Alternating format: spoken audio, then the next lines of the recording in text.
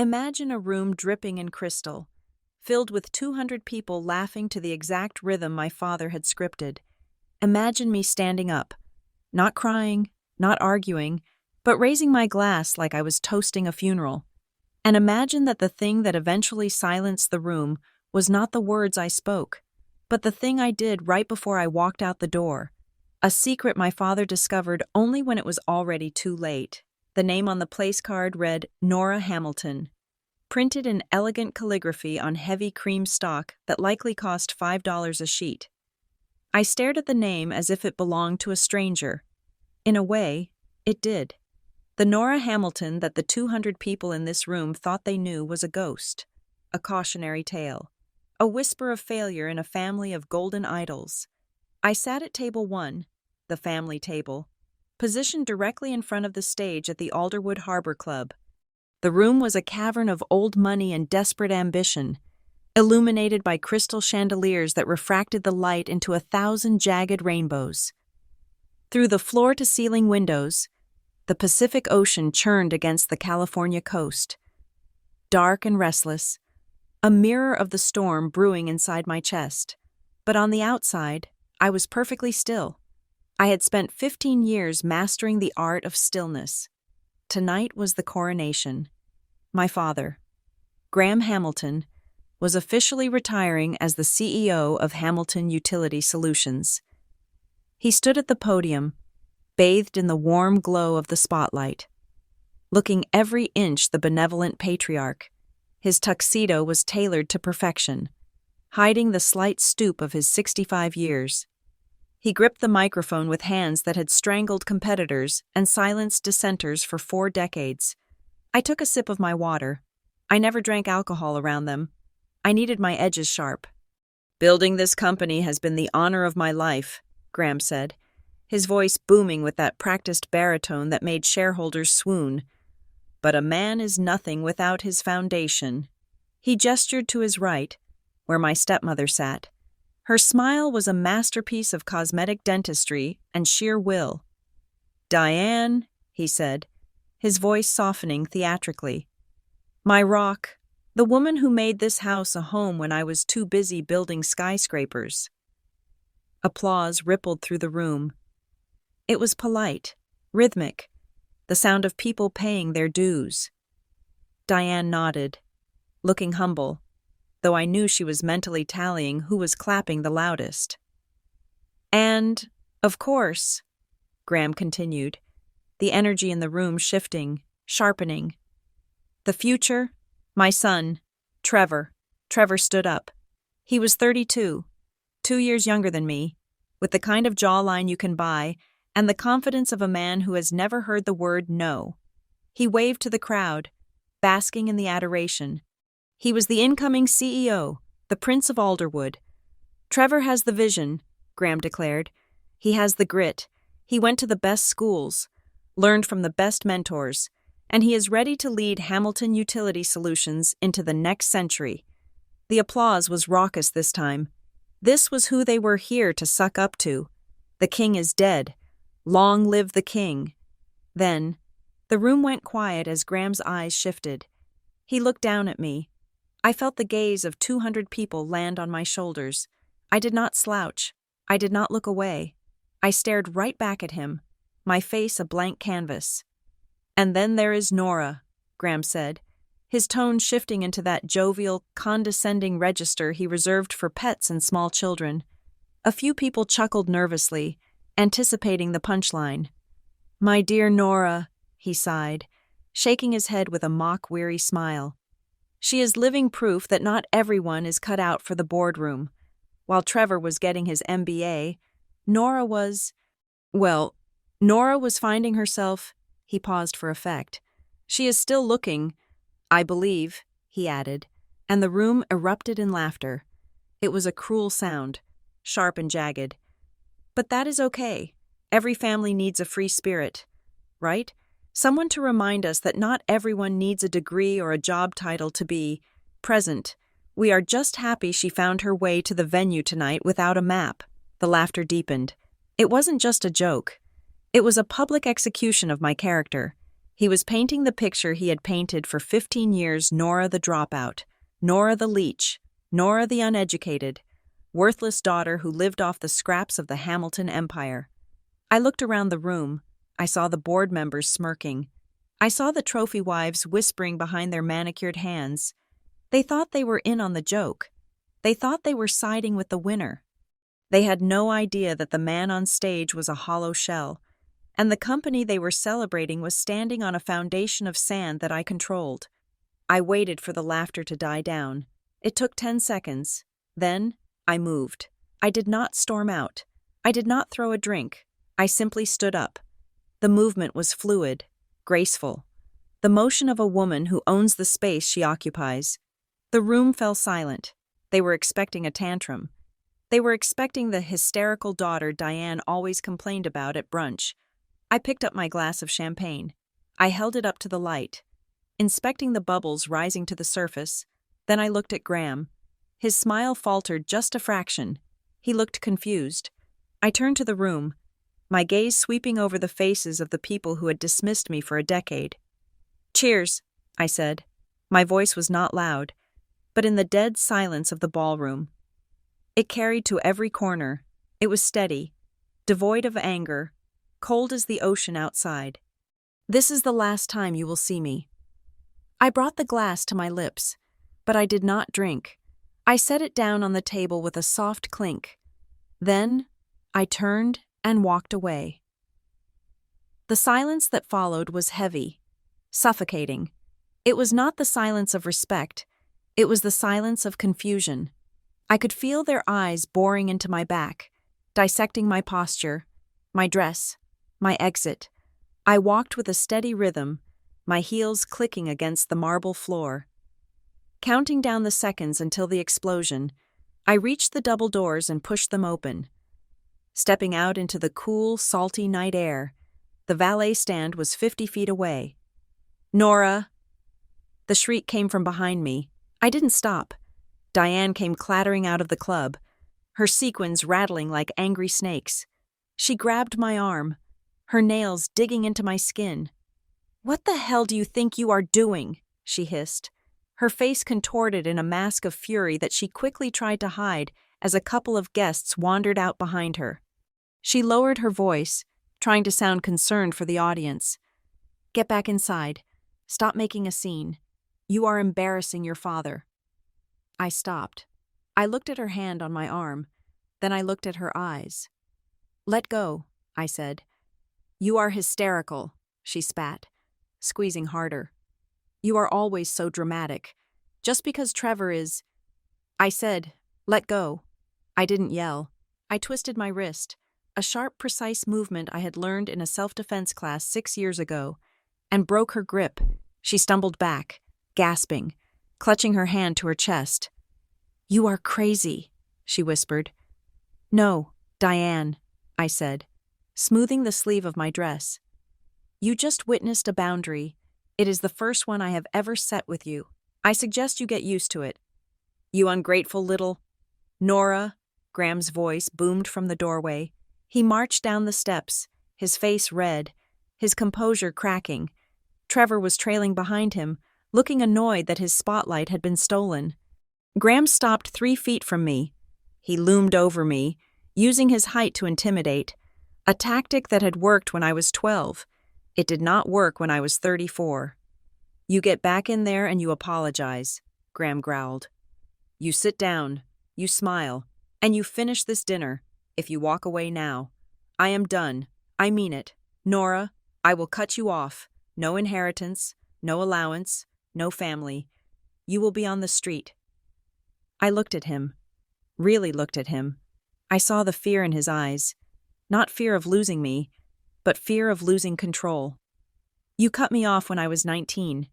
Graham," I said. I didn't call him Dad. I hadn't called him Dad in my head for a long time. He blinked, taken aback by the use of his first name. "I am serious," he sputtered. "You will not see a dime." "You forced me to drop out of college to pay for Trevor's leadership retreat," I said, my voice flat. "You told me I wasn't smart enough to handle a degree. You stopped paying my rent 10 years ago. Today is just the first time you are honest about it. I did what was best for the family, he shouted. Trevor is the leader. You are. You are nothing. You are uneducated and worthless. The words hung in the air, mixing with the smell of exhaust and jasmine. Trevor smirked, crossing his arms. Go home, Nora, Trevor said, dismissing me like a servant. We will send you a check for therapy in the morning. I smiled. It was a genuine smile, sharp and dangerous. Goodbye, Graham. Goodbye, Trevor. I turned and walked to the valet, who was holding the door of my car open. It was a silver sedan, nice but unremarkable, exactly the kind of car a worthless daughter would drive. I slid into the driver's seat. The leather was cool against my back. I closed the door, sealing out their voices, sealing out the toxicity that had poisoned the air for half my life. I did not start the engine immediately. Instead, I pulled my phone from my clutch. The screen glowed in the darkness. I opened my encrypted email app. There was one draft waiting. It was addressed to Elliot Price, the Chief Financial Officer of Kestrel Operations Group. The subject line read, Project Icarus. The body of the email was simple. Just 5 words. Activate change of control clause. I hesitated for a fraction of a second. I looked through the windshield. Graham and Trevor were walking back toward the club, patting each other on the back. They were laughing. They thought they had won. They thought they had put the unruly child back in her box. Inside that ballroom, Trevor was about to be toasted as the new CEO of Hamilton Utility Solutions. He was about to inherit a company that had just signed a massive, life-sustaining contract with a third-party logistics firm called Kestrel, a contract that saved them 40% on operational costs, a contract that was the only reason their stock price hadn't collapsed 6 months ago. They didn't know that Kestrel Operations Group belonged to me. They didn't know that the contract had a key man clause. It stated that if the operational leadership of Hamilton Utility changed specifically, if Graham Hamilton stepped down, Kestrel had the unilateral right to renegotiate or terminate the agreement immediately. And they certainly didn't know that the uneducated girl they had just mocked was the architect of the very system that kept their lights on. My thumb hovered over the send button. You called me worthless, I whispered to the empty car. I pressed send. The message whooshed away. Inside the club, a notification would be landing in the inbox of the Hamilton Utility legal team within minutes. But by the time they read it, the automated protocols would already be running. The servers would begin restricting access. The supply chain algorithms would freeze. The dashboard lights in the operations center would turn from green to amber. I started the engine. It purred to life, a low, powerful growl. I put the car in drive and pulled away from the curb. In the rearview mirror, I saw Diane still standing there, watching me, looking confused. She was the only one who sensed it. She was the predator who suddenly realized she was in the cage with something much bigger than herself. I didn't look back again. As I drove down the winding coastal road, the only sound was the rhythmic clicking of the tires on the pavement, echoing the sound of my heels as I had walked away. Behind me, the Alderwood Harbor Club glowed like a beacon, a ship of fools sailing blindly into a storm of their own making. They had wanted a victim. They had wanted a prop for their family drama. But for the first time in history, the victim had refused to read the script. The nightmare for the Hamilton family had just begun. And the beautiful part was, they were still drinking champagne, celebrating the very moment that had sealed their doom. To understand the woman who walked out of the Alderwood Harbor Club with a heart made of ice, you have to understand the girl who learned to freeze herself to survive. You have to go back to Redmont Hills, to a house that was 2 stories of colonial perfection, painted a shade of white so bright it hurt your eyes in the midday sun. It was the kind of house where the lawn was manicured to within an inch of its life, and the hedges were trimmed into geometric shapes that defied nature. To the neighbors, we were the Hamiltons, the model family of the subdivision. We had the luxury SUVs in the driveway, the catered summer barbecues, and the holiday cards where everyone wore matching sweaters and smiles that didn't reach their eyes. But inside, the air was different. It was thin. It was cold. And for me, it was slowly suffocating. My mother died when I was 6. I do not remember much about her, just a scent of lavender and a feeling of warmth, like a sunbeam that had been permanently switched off. When she left a void in the house that my father, Graham, treated like a structural defect. It was something to be patched over, repainted, and ignored. He brought Diane home 2 years later. Diane was beautiful in a way that required constant maintenance. She was sharp angles and expensive fabrics. A woman who treated motherhood like a project management role. She did not hate me. Hate would have required passion. And Diane reserved her passion for her social standing and her biological son. Trevor? No. Diane simply did not see me. To her, I was part of the package deal, like the ugly antique armoire in the hallway that Graham refused to sell because it was a family heirloom. I was there. I took up space, but I did not match the decor. The hierarchy in the Hamilton house was invisible but absolute. At the top was Graham, the provider, the sun around which we all orbited. Next was Diane, the gatekeeper. Then came Trevor, the golden child, the heir apparent, and then, far below, in the basement of importance, was me. I remember a Tuesday evening when I was 14 years old. It was a dinner table scene that played out 1,000 times, a script worn smooth by repetition. The dining room was vast, dominated by a mahogany table that could seat 12. We sat at one end, the 4 of us, eating a meal prepared by a housekeeper I was not allowed to speak to casually.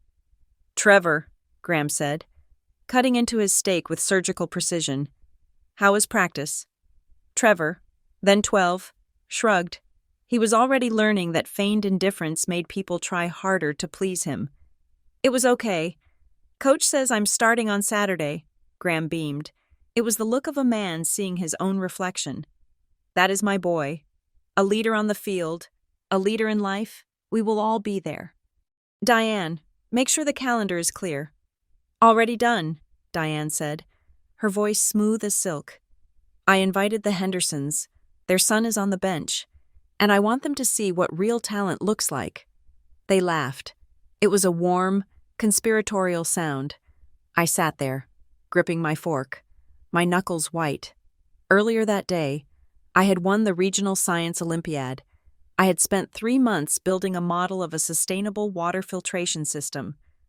I had beaten high school seniors. I had a medal in my backpack upstairs. I waited for a break in the conversation. I had learned to wait for the gaps, the tiny silences between their self-congratulations. "I won the science fair today," I said. My voice was quiet, but it was audible. Graham didn't look up from his steak. Diane was pouring more wine. Trevor was kicking the table leg.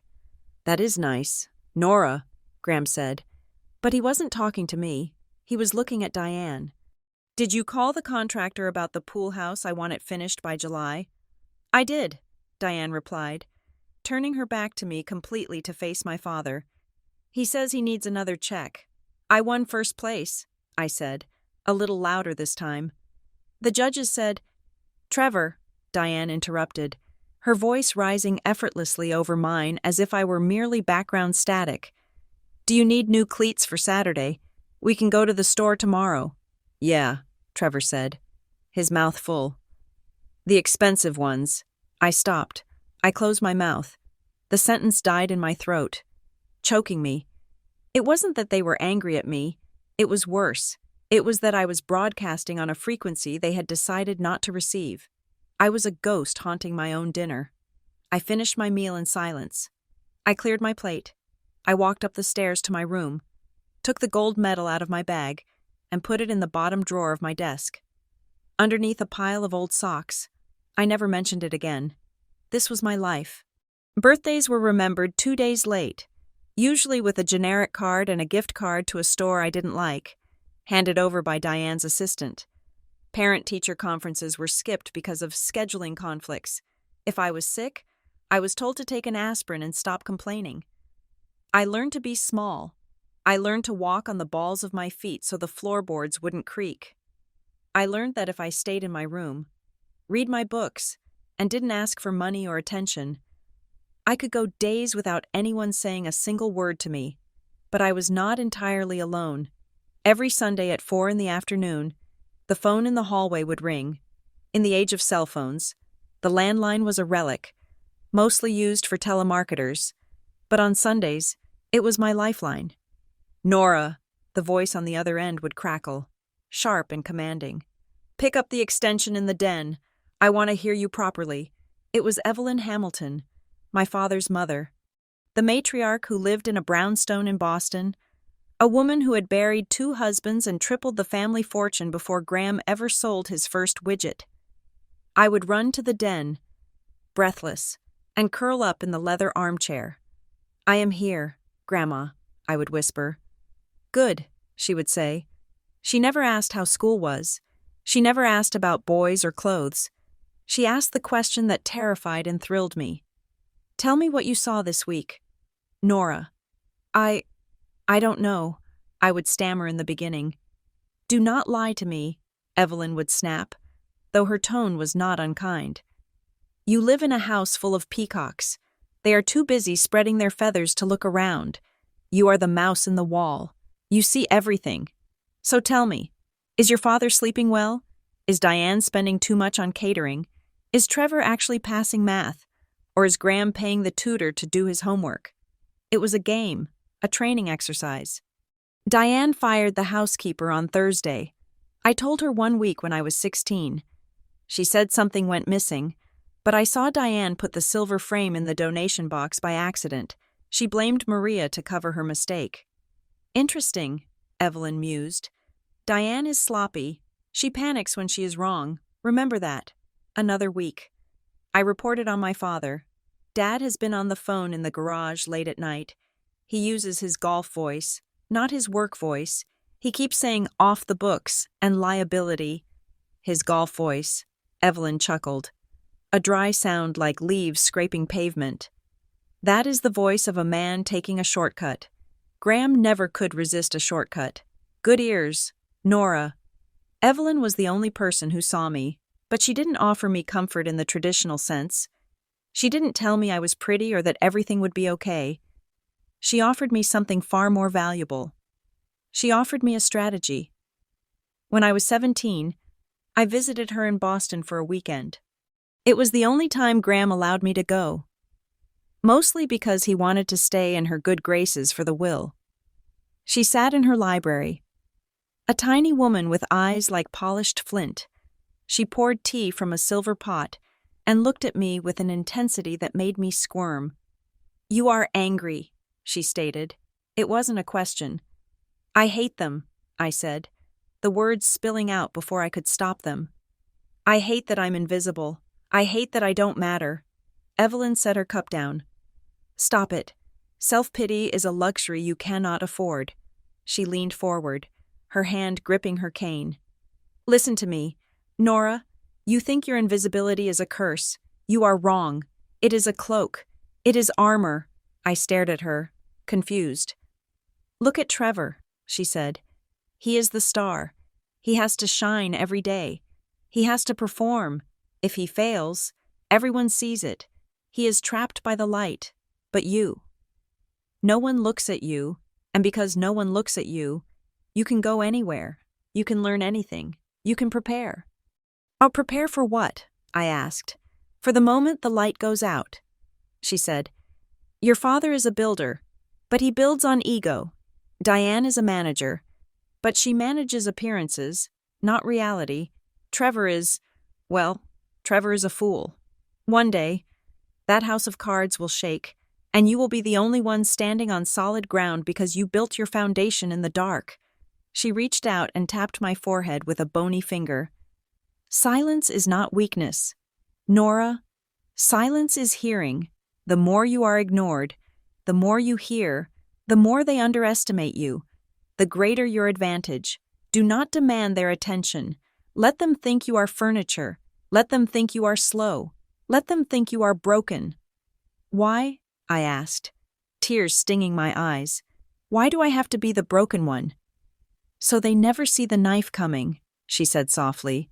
Then she softened. Just for a moment. She reached into her pocket and pulled out a small, heavy iron key. She pressed it into my hand. It didn't look like a house key. It looked old. "I am teaching you how to survive, little mouse," she whispered. "One day, your invisibility will be your weapon, but you must promise me one thing." "What?" I asked, clutching the cold metal. "Use it to escape," she said, her eyes boring into mine. "Do not use it just to hurt them. Revenge is a circle. Escape is a straight line. Use what you know to get free." I went back to Redmont Hills with that key hidden in my jewelry box. But the real key was in my mind. I stopped trying to interrupt at dinner. I stopped showing them my report cards. I stopped waiting for them to remember my birthday. Instead, I watched. I watched how Graham signed documents without reading them when he was tired. I watched how Diane left her passwords written on sticky notes inside her vanity drawer. I watched how Trevor lied about his grades and how Graham paid the school to look the other way. I became exactly what they said I was: quiet, unmarkable, dull, a piece of furniture, but inside, I was a recording device. I was a vault. And as the years went by, the vault began to fill up, waiting for the day the lock would turn. They thought they were erasing me. They didn't realize they were editing the only person who could have saved them from themselves. They were teaching me that love was conditional, but leverage was absolute, and I was an excellent student. The year I turned 19 was the year I almost believed I had escaped. I was a sophomore at the State University, an hour and a half away from the suffocating manicured lawns of Redmont Hills. I was studying applied systems engineering with a minor in business. I had a partial scholarship that covered my tuition, a stack of used textbooks that smelled like vanilla and dust, and a plan for a summer internship at a logistics firm in San Jose. For the first time in my life, I felt solid. I was not the invisible daughter in the hallway. I was a student with a 4.0 GPA and a future that did not depend on Graham Hamilton's mood. Then came the summons. It was a text message from Diane on a Tuesday afternoon. "Your father needs everyone home this weekend. Family meeting. Friday, 7 o'clock. Do not be late." I drove home with a knot in my stomach that tightened with every mile marker. When I pulled into the driveway, the house looked the same: imposing, white, perfect, but the air inside felt heavy, like the pressure drop before a tornado touched down.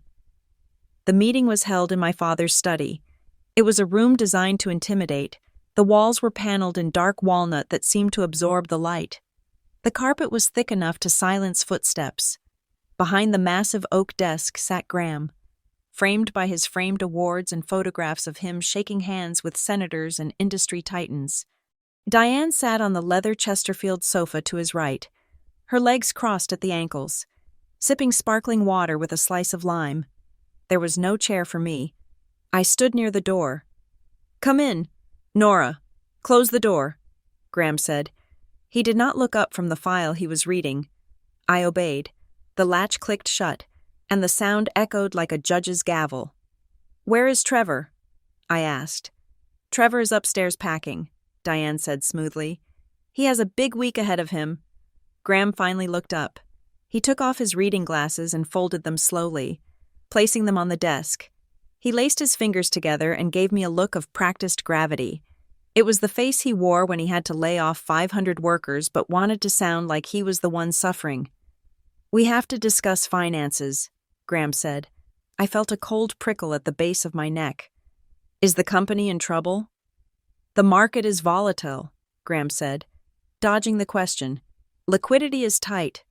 We are restructuring our family assets to ensure the long-term stability of the Hamilton legacy." He paused, letting the word legacy hang in the air. "In this house, legacy meant Trevor." "We have an opportunity," Graham continued. "Trevor has been accepted into the Sterling Executive Leadership Program in Switzerland. It is an intensive 6-month course for the next generation of corporate leaders. The networking alone is worth millions. It is essential for his transition into the company."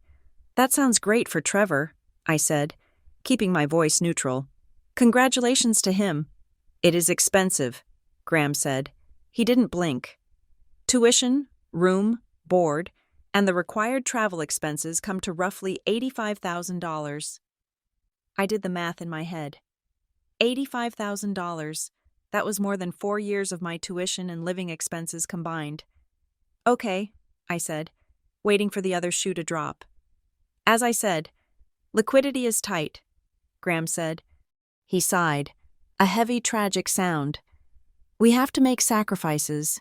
We have to prioritize the investments that yield the highest return for the family as a whole. He looked at me then, really looked at me, and I saw the hardness behind the fatherly concern. I cannot support 2 households right now. Nora, the cost of your apartment, your books, your allowance. It is just not feasible if we are going to send Trevor to Switzerland. The room seemed to tilt. My allowance? I asked. You send me $400 a month for food. My scholarship covers tuition. I pay for my gas. I work at the library. It adds up, Diane interjected. Her voice was light, conversational. And college is so open-ended. You are studying engineering. It is very hard, very stressful. I am on the dean's list, I said, my voice tightening. For now, Graham said. But look at the big picture. Nora, Trevor is the heir. This program guarantees the future of the company. That company is what puts clothes on your back. It is a strategic decision. So, what are you saying? I asked, though I already knew. I am cutting off your funding, Graham said. Effective immediately. I will not pay the rent on your apartment. I will not be sending the monthly stipend. And I cannot cover the remaining fees that your scholarship does not catch. You want me to drop out, I said. It wasn't a question. Take a break, Graham corrected. A sabbatical. Come home. Live here. We will find you a nice job in town. Maybe at the club. You can save money. And in a few years, if things improve, you can go back. A few years. I stared at him. I am 19. If I stop now, I lose my scholarship. I lose my internship. Priorities, Nora, Graham snapped, his patience fraying. This is about the family. I thought my mother left a trust, I said. The words left my mouth before I could check them. The temperature in the room dropped 10 degrees. Graham's face went rigid. Diane stopped swirling her water. We have discussed this, Graham said, his voice dropping to a dangerous whisper. Your mother's assets were merged with the family estate years ago. I am the trustee. I decide how those funds are allocated based on need, and right now, the need is Trevor. She wanted me to go to school, I said. My voice shook. Just a little. She told me, before she died. She said she put money away specifically for my education. Diane laughed.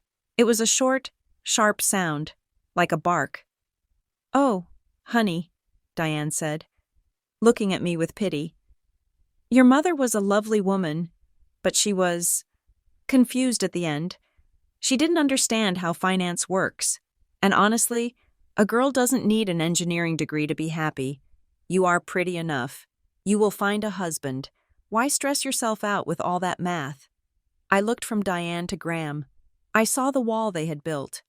If I argued, if I screamed, if I cried and threw the heavy brass paperweight through the window, they would look at each other and nod. They would say, See, she is unstable. She is emotional.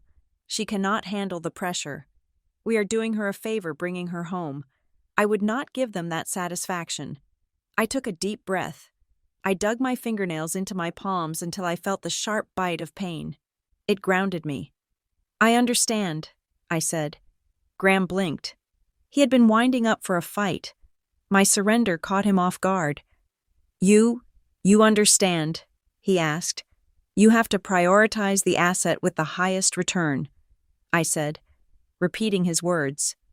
Trevor is the future CEO. I am just the daughter. It makes business sense.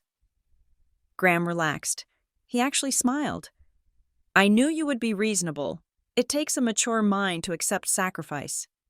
I will go pack my things at the apartment this weekend, I said. I will move back in by Monday. Excellent, Graham said. He picked up his pen, dismissing me. Close the door on your way out. I walked out of the study. My legs felt numb. I went upstairs to my old room. It was exactly as I had left it: beige walls, white furniture, devoid of personality. It was a guest room for a girl who lived there. I did not pack everything. I did not plan to move back on Monday. I grabbed my duffel bag. I packed 2 changes of clothes, my laptop, my passport, and the $300 cash I had hidden in a hollowed-out biology textbook. I looked at the bed where I had cried myself to sleep 1,000 times. "Never again," I whispered. I waited until the house was quiet. It was just past midnight. The only light came from the security floodlights outside. I crept down the stairs, avoiding the 3rd step that always creaked. I reached the front door and reached for the handle. Going somewhere. I froze.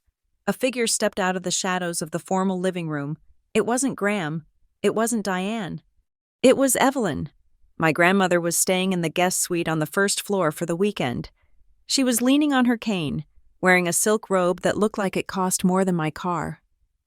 In the darkness, she looked small, but her eyes were bright and sharp. "I cannot stay here, Grandma," I said quietly. "I didn't ask if you could stay," Evelyn said. She hobbled closer, the cane tapping softly on the marble. "I asked where you were going." "I don't know," I admitted. "Somewhere they can't find me. I will sleep in my car if I have to. I am not quitting school, and I am not coming back to be their maid." Evelyn nodded slowly. "Good. If you had agreed to stay, I would have been very disappointed." She reached into the deep pocket of her robe and pulled out a thick, cream-colored envelope. She pressed it into my hand. "What is this?" I asked. "It is not money," she said. "If I gave you money, Graham would find a way to claim it. He watches the accounts too closely." I looked at the envelope. It was sealed with wax. Inside is a name and a phone number. Evelyn whispered, "Marianne Cole. She is a lawyer in Seattle. She does not work for the family.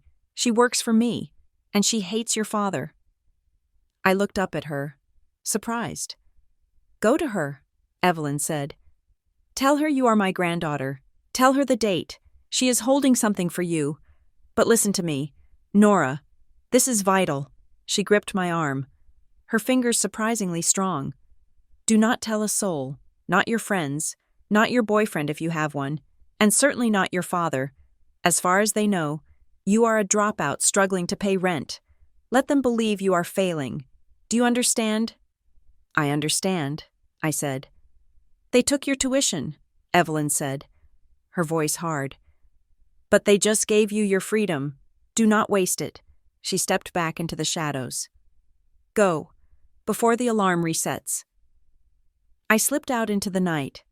The air was cold, but it tasted like oxygen. I got into my car, threw the bag in the passenger seat, and drove. I didn't look in the rearview mirror. For the next 3 months, I lived on adrenaline and instant noodles. I slept on a friend's couch for 3 weeks, then rented a room in a basement that smelled of mildew. I picked up double shifts at a diner. I begged the bursar at the university for a payment plan. I sold my jewelry. I sold my nice clothes. I survived. But the hardest part wasn't the hunger or the exhaustion. The hardest part was the silence from Redmont Hills. No one called to see if I was okay. No one checked if I had a roof over my head. I had simply ceased to exist on their balance sheet. Then, in late April, I saw it. I was scrolling through social media on my break at the diner. A photo popped up on a mutual friend's feed. It was Trevor. He was standing in the driveway of the house in Redmont Hills. He was wearing sunglasses and a grin that looked like he owned the world. He was leaning against a car. It wasn't just any car. It was a brand new, cherry red convertible sports car. German engineering, leather interior. The caption read, "The Prince gets his chariot. Congrats Trevor on the new ride before Switzerland blessed Hamilton legacy." I stared at the screen. I looked up the price of the car. $92,000. Graham had told me liquidity was tight. He had told me $85,000 for the leadership program was a stretch that required sacrificing my education. But he had found $92,000 for a toy. They hadn't cut me off because they were broke. They hadn't cut me off because the business was struggling. They had cut me off because it was easy, because taking my future was cheaper than denying Trevor a luxury. I sat in that greasy diner booth, staring at the picture until the screen went dark. I didn't cry. I didn't feel sad. The last trace of the daughter who wanted to please them evaporated. The last hope that maybe, just maybe, they loved me in their own twisted way turned to ash. I put the phone down. I picked up the envelope Evelyn had given me. I had been too scared to open it, too busy trying to survive. I tore it open. Inside was a business card for Marianne Cole, attorney at law, and on the back, in Evelyn's spidery handwriting, was a single line. The truth is a patient hunter. I took a sip of my cold coffee. It tasted bitter, but it woke me up. "Okay, Grandma," I whispered. "Let's go hunting." Seattle smelled like rain, diesel, and wet pavement.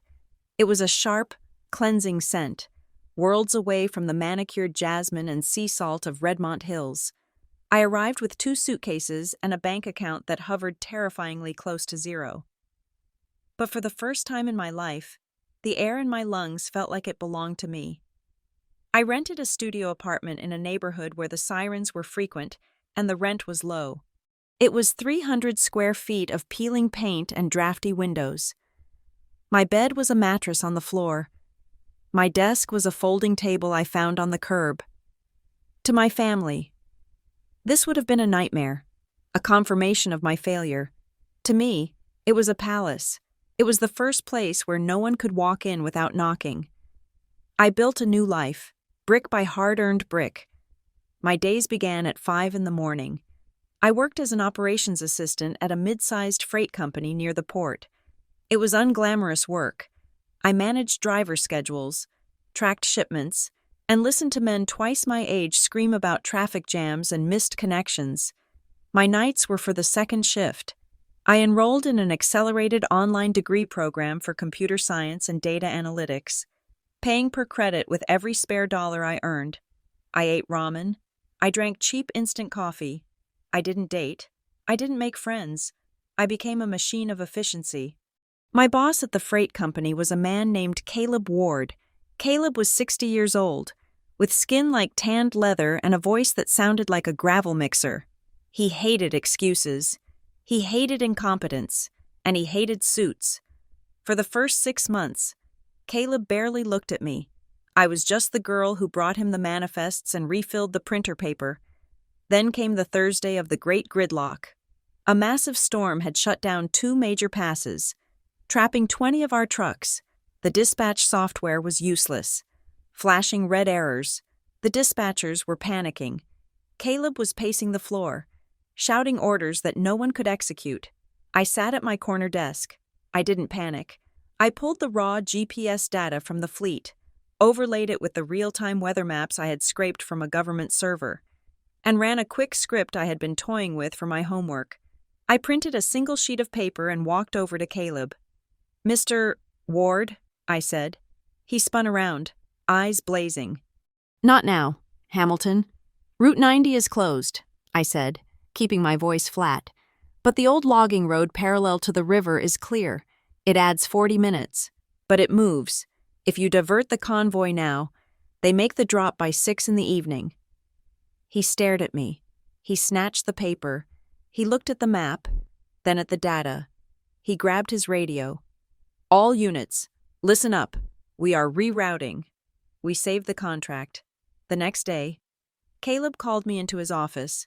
It was a glass box overlooking the warehouse floor, cluttered with coffee cups and invoices. "Sit down," he grunted. I sat. I was terrified he was going to fire me for unauthorized use of company data. "Where did you learn to do that?" he asked. "I am studying data systems," I said. "I looked at your file," Caleb said. He tossed a folder onto the desk. "You are a college dropout. No degree, just a gap in your resume the size of Texas." My stomach tightened. "I am finishing my degree online. Sir, I just need time." Caleb leaned back in his chair, studying me with shrewd eyes. He didn't look like a CEO. He looked like a mechanic who knew exactly which part of the engine was rattling. You think I care about a piece of paper? He asked.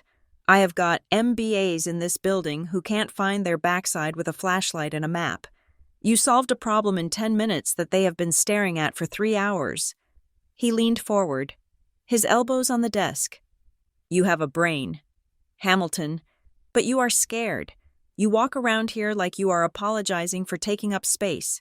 I am just trying to do my job, I said. You are doing more than your job, he countered, but you are doing it from the shadows. Why? I looked at my hands. It is complicated. It is not complicated, Caleb said. It is fear. Someone told you that you were small, and you believed them. He stood up and walked to the window, looking out at the trucks lining up in the rain. Let me tell you something, kid. In this world, results are the only currency that matters. The market doesn't care who your daddy is. It doesn't care if you went to Harvard or community college. It cares if you can deliver. He turned back to me. You don't lack a degree, Nora. You lack someone in your corner. If you want to run operations, then run them. Stop asking for permission. That conversation shifted something in my tectonic plates. Caleb promoted me to lead analyst the next week. He gave me access to the deeper systems, the messy, chaotic guts of the supply chain. I devoured it. I saw patterns where others saw noise. I saw that the industry was broken, reliant on outdated legacy software and gut instinct. I began to build something of my own. It started as a side project, a piece of code written between midnight and 3 in the morning. I wanted to create a tool that didn't just track assets, but predicted their failure points. A system that could coordinate a workforce like a hive mind, adjusting in real time to traffic, weather, and human error. I called it the Kestrel Protocol. A kestrel is a small falcon, not the biggest bird in the sky, but the one with the ability to hover perfectly still in a headwind before it strikes. It was precise. It was invisible until it was too late. By the time I was 24, the software was viable. I knew I had a product that could sell, but I also knew my last name was a liability. If I launched this as Nora Hamilton, word would travel. Graham would hear about it. He would claim I used family resources. He would sue me, or worse, he would buy me out just to bury it, or Trevor would try to steal it. I needed a shield. I took a day off work and took a bus to downtown Seattle to meet Marianne Cole. Marianne was exactly as Evelyn had described sharp, formidable, and entirely unimpressed by the Hamilton name. She worked out of a boutique firm that smelled of old paper and aggressive litigation. So, Marianne said, looking over the documents I had drafted, you want to incorporate a technology and consulting firm, but you want your name nowhere near the public records. Completely dark, I said. I want a blind trust ownership structure. If someone digs, I want them to hit a wall of shell companies and legal dead ends. Marianne smiled. It was a shark's smile. Your grandmother said you were smart. She didn't tell me you were paranoid. I like paranoid. Paranoid clients live longer. We set it up. Kestrel Operations Group was born, legally. It was owned by a holding company, which was owned by a trust. I was the beneficiary, but on paper, I was a ghost. I needed a face for the company. I couldn't walk into boardrooms. I couldn't shake hands. I hired Elliot Price. Elliot was a former CFO of a tech startup that had gone bust, not because of him, but because of a reckless CEO. He was 50, calm, soft-spoken, and possessed the kind of trustworthy face that made investors want to write checks. I met him in a coffee shop in Pioneer Square. I slid a non-disclosure agreement across the table before I even told him my name. This is a very strict NDA, Elliot noted, reading it over his glasses. The person behind this company cannot be known, I said. If you work for me, you are the face. You take the meetings. You sign the contracts. I am the strategy. I am the code. But I do not exist. Elliot looked at me. He saw a young woman in a thrift store blazer with tired eyes and a laptop full of genius. Why? He asked. Because my enemies are powerful, I said honestly. And I am not ready for them to know I am fighting back, Elliot signed. We started small. We took on consulting gigs for regional distributors. I worked from my apartment, analyzing their data, feeding it into the Kestrel system, and sending Elliot into the meetings with the solutions. The results were undeniable. We cut overhead for a grocery chain by 15% in 3 months. We optimized the routing for a medical courier service, saving them $2 million in fuel in the first year. Word spread. Kestrel Operations Group became the secret weapon of the logistics world. We were the fixers, the optimizers. I moved out of the studio and into a secure condominium building. I leased a small, nondescript office space in an industrial park for the growing team. I hired carefully. I looked for the outliers, the engineer who was fired for being too difficult, the ops manager who was ignored because she was too quiet. I built a team of shadows. I required ironclad ND. As from everyone, to my employees, I was Ms. H, a figure who appeared on video calls with the camera off. A voice that gave directions and approved budgets. They knew the product was mine, but they didn't know who I was. By the time I was 30, Kestrel was billing 8 figures a year. I had paid off my student loans. I had built a substantial war chest. But I never spent money on flash. I drove a reliable sedan. I wore simple clothes. I kept my head down. I was waiting. I monitored my family from afar. I set up Google alerts for Graham Hamilton, Trevor Sloan, and Hamilton Utility Solutions. I watched as Trevor was promoted to VP of Strategy, a title he clearly didn't earn. I read the press releases about the company's bold new direction, which usually meant they were bleeding cash and trying to hide it. I saw the cracks forming in their foundation long before Wall Street did. Their operational costs were ballooning. Their service response times were lagging. They were a dinosaur sinking into the tar pit. Then, on a rainy Tuesday in November, the notification came. I was sitting in my home office, 3 screens glowing in the dark room. Elliot sent me a message on our encrypted channel. New RFP just landed in the general inbox. It is big. A full utility grid optimization contract. They are desperate for a cost save. Who is the client? I typed back, though a cold shiver was already dancing down my spine. Elliot forwarded the document. I opened the PDF. The logo at the top was familiar. It was the same logo that was etched onto the cufflinks my father wore every day. The same logo that was on the letterhead he had used to disown me. Hamilton Utility Solutions. Request for proposal. Strategic operational overhaul and logistics management. I stared at the screen. The cursor blinked. A steady, rhythmic heartbeat. My father's company was failing. They were bleeding out. And in their desperation, they had reached out to the best operational fixers in the market. They had reached out to me. They had no idea. They thought they were emailing a faceless consulting firm. They didn't know that the CEO they were begging for help was the daughter they had thrown away like garbage. I leaned back in my chair.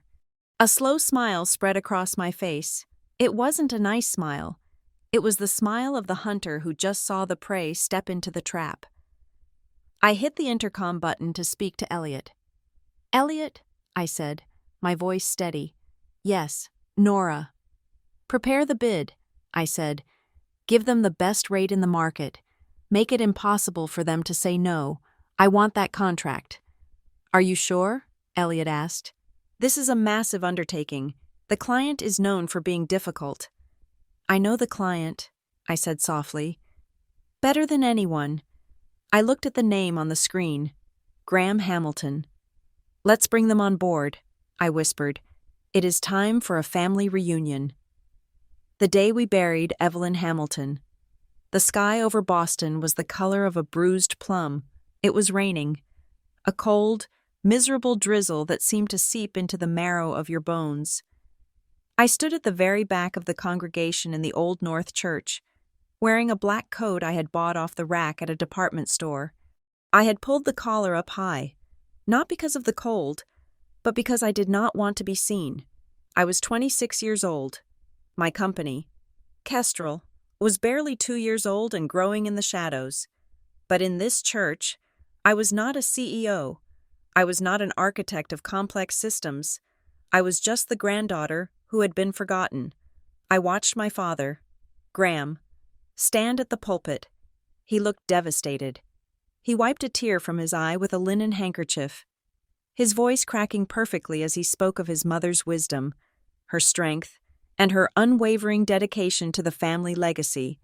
It was a performance worthy of an Academy Award. Beside him sat Diane, looking somber and elegant, and Trevor, who was checking his watch every 5 minutes.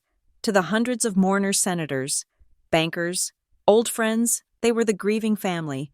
I was just a silhouette in the last pew, a ghost who had slipped in before the doors closed. I did not go to the graveside service. I did not go to the wake. I knew my place. My grief was private, a heavy stone in my chest that I could not share with the people who had turned Evelyn's kindness into a commodity. I left the church before the final hymn ended. Slipping out into the rain, I whispered my goodbye to the wet pavement. Rest well, Grandma. Thank you for seeing me. I thought that was the end of it. I thought my connection to the Hamilton name had been severed completely with her death. I was wrong. 3 days later, my phone rang. It was a number I recognized immediately. Nora, the voice said. It was sharp, professional, but with an undercurrent of warmth that had not been there before. It is Marianne Cole. Hello, Marianne, I said. I was sitting in my small office in Seattle, surrounded by server racks and whiteboards. I assume you are calling to tell me the will has been read and I have been officially excluded. You are not excluded, Marianne said. But you are not included in the public will, either. Can you be in my office in Seattle tomorrow morning, 9 o'clock? I am in the middle of a deployment, I said, hesitating. Nora, Marianne said, her voice dropping an octave. Clear your schedule. The next morning, I sat in Marianne's office. It was a satellite office she kept in the city, quiet and discreet. She placed a heavy file on the mahogany desk between us. She looked at me, her eyes assessing the woman I had become since the frightened teenager she had helped years ago. Evelyn was a very smart woman, Marianne began. She knew her son. She knew Graham would try to control every penny she left behind. He has been maneuvering for control of her estate for a decade. I nodded. He needs the capital. He does, Marianne agreed. And he got most of it. The houses, the stocks, the public assets. They all went to Graham. He is very pleased. He thinks he has won. She tapped the file on the desk. But Evelyn had a separate portfolio, years ago, right after your mother passed away. Evelyn set up a blind trust. She moved certain assets into it quietly, bonds, some early tech investments that exploded in value, some real estate holdings held under shell corporations. She named me the trustee. My heart began to hammer against my ribs. And who is the beneficiary? You are, Marianne said. I stared at her. The room went very still. How much? I asked. My voice sounded thin. After taxes and fees, Marianne said, consulting a sheet of paper. The liquid value is approximately $4,700,000. I stopped breathing. $4 million. It was not billionaire money. It was not enough to buy an island. But for a girl who had been eating ramen and counting pennies to keep her servers running, it was an ocean of oxygen. It was freedom. There is a condition, Marianne said. Evelyn was adamant about this. What condition? Complete secrecy, Marianne said sternly. Graham cannot know this money exists. Trevor cannot know, if they find out. They will tie you up in litigation for 20 years trying to prove Evelyn was incompetent when she signed the papers. The trust is structured to remain entirely invisible to the Hamilton estate. It is yours, Nora, but it must remain your secret. I know how to keep secrets, I said. I have been doing it half my life. Marianne reached into the file and pulled out a cream-colored envelope. It was identical to the one Evelyn had given me the night I ran away. She left this for you, Marianne said softly. She wrote it 2 weeks before she died. I took the envelope. My hands were trembling. I broke the wax seal and unfolded the thick paper. Evelyn's handwriting was shaky, the loops of her L's and G's trembling with age. But the message was clear. My dearest Mouse, if you are reading this, I am gone. Do not waste tears on me. I have lived a long life, and I'm tired of watching fools dance. I know what they did to you. Nora, I know about the college fund. Your mother told me about it the week before she died. She showed me the account numbers. I watched Graham drain it to pay for Trevor's mistakes and his own vanity. I wanted to stop him, but by the time I found out, the money was gone, and confronting him would have only made your life in that house unbearable. I could not save your past. Nora, that guilt has followed me to this grave. But I can buy your future. This money is not a gift. It is a tool. It is the lever you need to move the world, build your castle, make the walls high, make the gates strong, and when you are ready, and only when you are ready, remind them that the mouse they stepped on has grown teeth. I am proud of you, not for what you do, but for who you are. Love, Grandma. I put the letter down. I pressed my hand over my mouth to stifle a sob that was fighting to escape. It wasn't the money, it was the validation. For 15 years, I had been told I was worthless. I had been told I was a burden, and here, from beyond the grave, was the only person who mattered telling me I was worth saving. I took a deep breath. I wiped my eyes. I looked at Marianne. Okay, I said. Let's get to work. We didn't buy sports cars. We didn't buy a mansion. I took that $4 million and I poured it into the veins of Kestrel Operations Group. I knew that if I was going to take the contract with Hamilton Utility, the one that was currently sitting on my desk, I needed to be bulletproof. I hired the best cybersecurity firm in the country to audit our systems. I wanted Kestrel to be a fortress. If Trevor or his cronies ever tried to hack us, I wanted them to hit a wall of encryption so dense it would fry their terminals. I hired a top-tier legal team to restructure the company. We created layers of ownership so complex that even a forensic accountant would get a migraine trying to trace the name Nora Hamilton to the CEO's chair. And then I did something else, something personal. I started the Truth File. I bought a secure, air-gapped server one that was never connected to the internet unless I was using it. And I began to upload everything. I uploaded the scanned financial documents Marianne had given me, proving the existence of my mother's stolen college fund.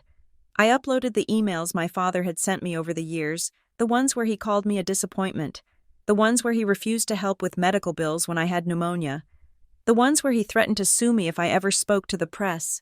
I uploaded the voicemails I had saved, the drunken rants from Diane, the mocking messages from Trevor. Hey, loser. Just calling to let you know I got the VP title. Hope you're enjoying your little receptionist job. Nora, this is your father. Do not come home for Christmas. We have important guests and we do not need the distraction. I cataloged every insult, every lie, every stolen dollar. I wasn't doing it to dwell on the pain.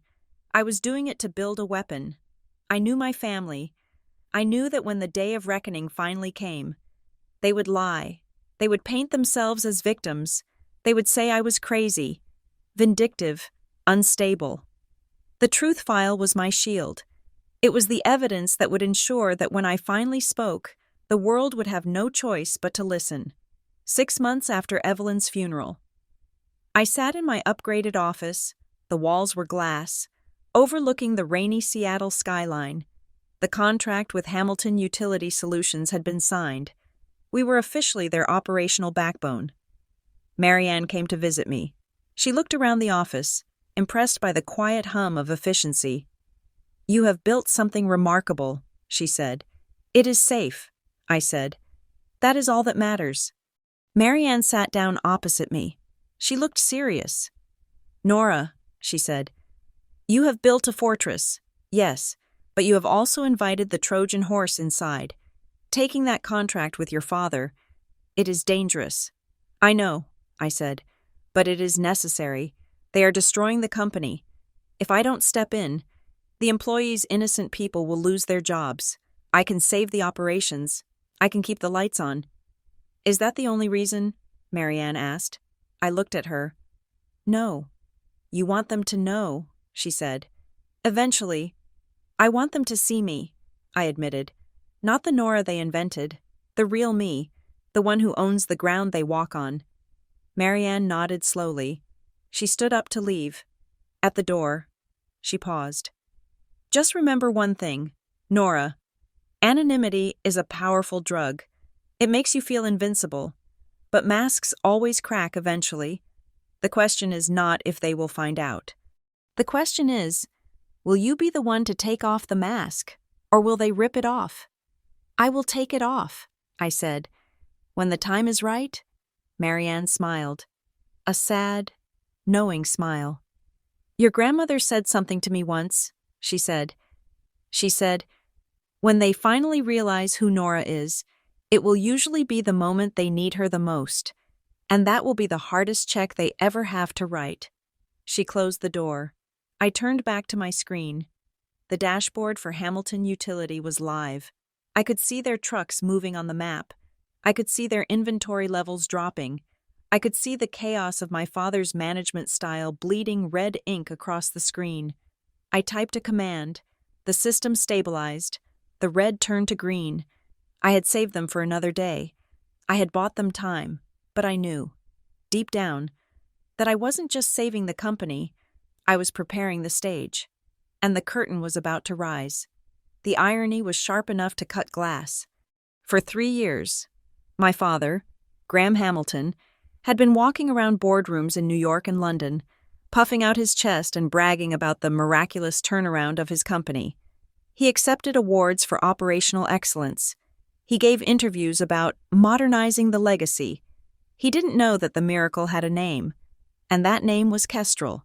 And he certainly didn't know that Kestrel was the daughter he had erased from his family tree. It was a delicious, quiet power. Every time a Hamilton utility truck arrived on time during a storm, it was because my algorithms had routed it. Every time they saved 12% on fuel in a quarter, it was because my code had optimized their load balancing. I was the invisible hand holding up their empire, and they were too busy congratulating themselves to notice the fingerprints. The team at Kestrel is phenomenal, Graham had said at an industry summit 6 months ago. I had watched the live stream from my apartment, eating popcorn. Whoever runs that shop is a genius. They understand our business better than we do. If only you knew. Graham. I had whispered to the screen. If only you knew. That was the backdrop as I walked into the Alderwood Harbor Club for the retirement party. I wasn't there to beg for scraps of affection. I wasn't there to make a scene. I was there because my lawyer, Marianne, and my CFO, Elliot, had advised me that the optics of a supportive daughter would be useful if things got messy later. But mostly, I was there to listen. The party was in full swing before the speeches began. Waiters circulated with trays of oysters and champagne. The air smelled of expensive perfume and ambition. I navigated the room like a ghost, wearing a navy dress that blended into the shadows. I nodded to people who didn't recognize me, offering polite smiles that didn't reach my eyes. I drifted toward the bar. It was always the best place for intelligence gathering. People drink, they loosen their ties, and they say things they shouldn't. Trevor was there, holding court with a group of junior executives who looked like clones of him: slick hair, expensive watches, and eyes that constantly scanned the room for someone more important to talk to. So, the old man is finally stepping down, one of the clones said, clinking his glass against Trevor's. Big shoes to fill. Trevor laughed. It was a loud, braying sound. Please, the shoes are old leather. I am bringing in carbon fiber. The first thing I am doing, I am cutting the internal logistics department entirely. My ears pricked up. I turned my back to them, pretending to examine the label on a bottle of sparkling water. Cutting it? Another guy asked. Isn't that risky? Not with Kestrel, Trevor said, leaning in conspiratorially. We are going to outsource 100% of the grid management to them. They are doing 70% now, and it is flawless.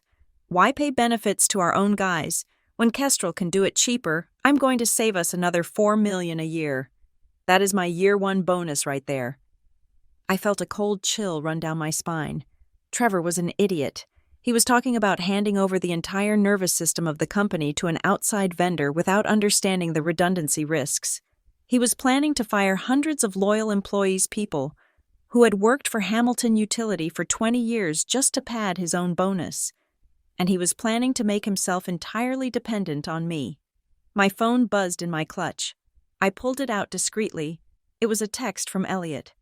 Update on the renewal contract. The legal team at Hamilton just sent over the final draft for the expansion. They want to sign Monday. But remember, the change of control clause is still in the active master agreement.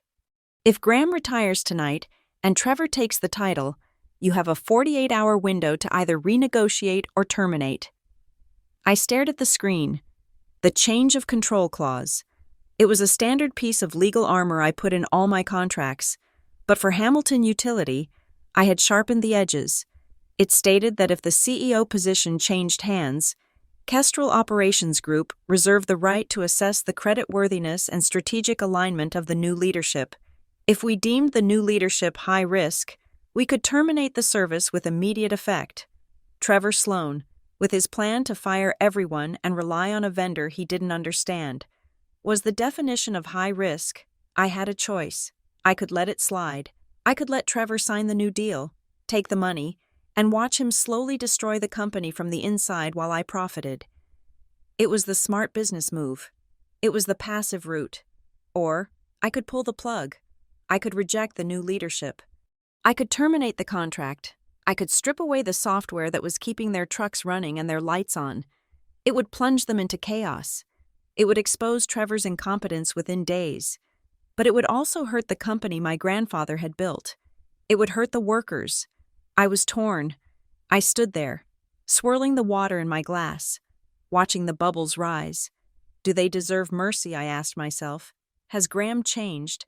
Has he softened? I decided to wait. I would let the night play out.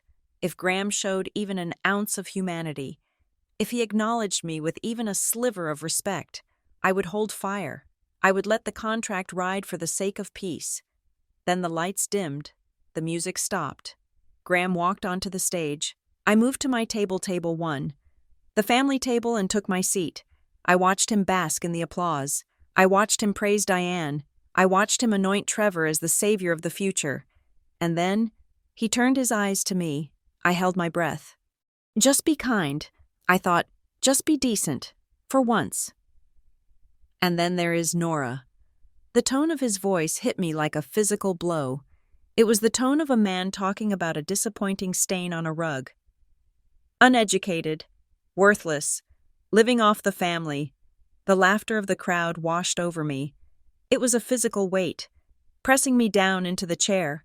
I looked at Trevor, smirking on the stage. I looked at Diane, feigning sympathy while her eyes glittered with triumph. And in that moment, the hesitation evaporated. The conflict in my heart turned to ash. And from the ash, something cold and hard emerged. They didn't just hate me. They needed me to be small so they could feel big. They needed to publicly humiliate me to validate their own fragile egos. Graham had just made his choice. He had chosen the joke over the daughter. I stood up. I raised my glass. Cheers.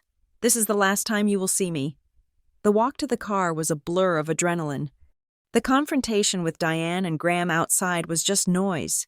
Their threats to cut me off were laughable. You cannot cut off the person who holds the scissors. When I sat in the driver's seat of my silver sedan and opened the email to Elliot, I wasn't just angry, I was precise. Activate change of control clause. I pressed send. Inside the ballroom, the applause was likely reaching its crescendo. Trevor was shaking hands, accepting the mantle of CEO. He was probably thinking about his bonus. He was probably thinking about that new sports car he would buy. He didn't know that the moment the title officially transferred to him, the clause in the Kestrel contract triggered. By tomorrow morning, the dashboard at Hamilton Utility headquarters would flash a warning. By noon, the automated routing system would go offline. By Monday, they would be trying to run a 20th century utility grid with pen and paper. Trevor had wanted to be the king. Well, I had just removed the floor of the throne room. I drove away into the dark California night, leaving the lights of the party behind me. The irony was perfect. My father had spent the evening telling 200 people that I was useless, and tomorrow, he would wake up to find that without me. He was nothing. The silence I had fought for at the party lasted exactly 11 hours. I woke up the next morning in my condo, the gray Seattle light filtering through the blinds. To a phone that was vibrating itself off the nightstand, I picked it up, expecting the legal notification from my CFO, Elliot, instead. I saw a wall of notifications from numbers I had not heard from in years: my Aunt Linda, my cousin Sarah, old neighbors from Redmont Hills, even my high school chemistry teacher. The messages were all variations on a theme, a symphony of concern that felt more like an interrogation. Nora, honey, your father is so worried. Please call home. Everyone knows you are not yourself. Mental health is nothing to be ashamed of. We are praying for you. I sat up, the cold sheet pooling around my waist. They were not worried about me. They were reacting to a script. Graham and Diane had wasted no time. They had spun the narrative before I had even crossed the state line. To the world, I was not a woman who had stood up for herself. I was a hysterical, unstable daughter who had suffered a public breakdown. I opened a local industry gossip blog that Trevor frequently leaked stories to. There it was, buried in the society column: drama at the Hamilton Retirement Gala. Sources say the estranged daughter caused a scene, shouting incoherent accusations before fleeing. Family asks for privacy as they deal with a private health matter. I put the phone down on the glass table. It was a masterclass in gaslighting. By painting me as unstable, they inoculated themselves against anything I might say. If I spoke out about the abuse, the neglect, or the financial manipulation, it would just be the ramblings of a troubled woman. I went to the kitchen and made coffee. I was calm. I had expected this. In fact, I was counting on it. Their arrogance was their blind spot. They were so busy patting themselves on the back for managing the PR crisis that they didn't realize the real crisis was sitting in their legal inbox, waiting to detonate. At 10 in the morning, my phone rang again. It was a number I didn't have saved, but I recognized the area code. It was a Silicon Valley prefix. I debated letting it go to voicemail, but curiosity won out. I tapped answer. "This is Nora," I said. "Nora. It is Arthur Vance. How are you, my dear?" Arthur Vance, one of my father's oldest business partners, a man who had made a fortune in commercial real estate. He was a shark with a smile. "Hello, Arthur," I said, keeping my voice steady. "To what do I owe the pleasure?" "Oh, just checking in," Arthur said, his voice dripping with faux concern. "I heard about last night. Graham is beside himself. He said you seemed very agitated." "I am fine, Arthur. Thank you for asking." Good. He paused. The silence was heavy. "You know, Graham mentioned something interesting. He said you shouted something about contracts or business before you left. It got me thinking. I heard a rumor a while back that you were doing some consulting work up in Seattle, something with computers." I gripped the edge of the counter. This was it. They were fishing. Graham was too proud to ask me directly, so he had sent Arthur to sniff around. They were trying to figure out if I had any real leverage or if I was just bluffing. "I work in data analysis, Arthur," I said. "It is very boring stuff, mostly spreadsheets." Right, Arthur chuckled, but the sound was thin. "It is just that. Well, I was looking at the vendor list for Hamilton Utility the other day. We have this new firm, Kestrel. Fantastic work.